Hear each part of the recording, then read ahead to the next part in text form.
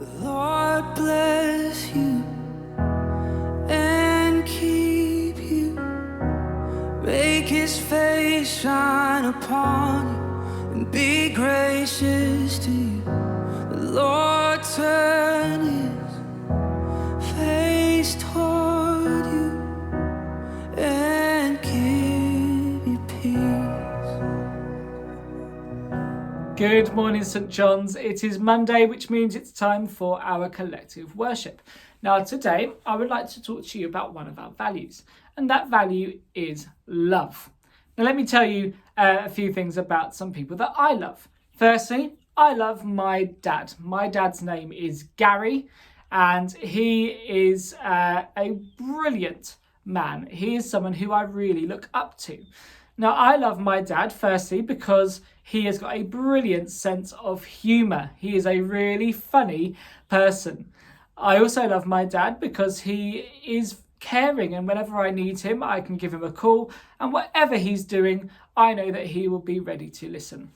And finally, I love my dad because he's been through an awful lot of difficult things in his life, but he still manages to stay positive and to do his best. And that's something that I would like to be like myself.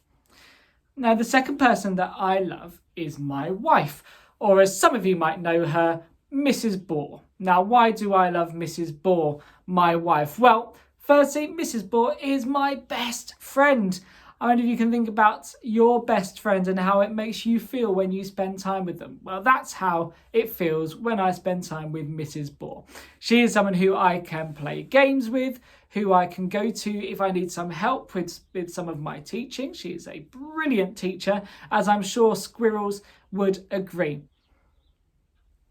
And the third person that I love has 4 legs, a long nose, and a very waggy tail. Who could I be talking about? Well, it's collective worship, so of course I must be talking about Monty. Now, why do I love Monty? I love him first because he is so cute.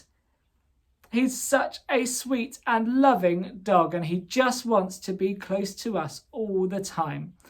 Why else do I love him? Well, I love him because he reminds me that there are other things in life that aren't just the list of jobs I need to do.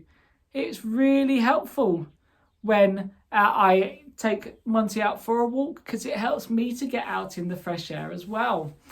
And I also love Monty because even though it's a little bit annoying sometimes, whenever I'm sitting down to do my work, he will always try and jump up and sit on my lap. He just wants to be close to his daddy, and that's me. So I love Monty very much. Now, what did you notice about those 3 people that I love? Well, one thing that I realised was that I have got a reason for loving each of them.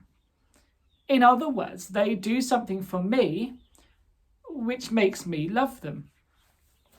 And that got me thinking, Mr. Bohr, isn't that a bit selfish? If I only love people if they do nice things for me. Well, I don't think it's selfish to love people who do good things to you. But in the Bible, God tells his people that they should be seeking a different kind of love as well. There is an amazing part of the Bible that says you should love your enemies and do good to those who hate you. What a big challenge. Now, I don't know if you have many enemies. I don't think I've got a lot of enemies. But there are people who can sometimes make things harder for me. There are sometimes people who I live near who might make things a bit difficult to live peacefully. Sometimes people upset me or I get into arguments with them, and I don't really want to love them then. But the kind of love that the Bible tells us to have is called, ready for my turn, your turn, unconditional. Unconditional love. Now, a condition is sort of like a deal. I'll do this for you on the condition that you do this for me. If you look after me, then I will love you. If you make me laugh, then I will love you. If you don't annoy me, I will love you. That's love with conditions. But God tells us that we should try to have an unconditional love, just like he has for us. There's a story in the Bible of where Jesus went to a town and he met a woman sitting by a well. A well is like a hole in the ground that you can get water out of. Now, most people at that time got their water early in the morning because it wasn't too hot. But the woman that Jesus met was there in the middle of the day with the blazing sun burning overhead. Now, when Jesus started talking to the woman, it became clear that the reason she was there was because she felt ashamed. Ashamed. Ashamed is when you know you've done something wrong and you just feel terrible.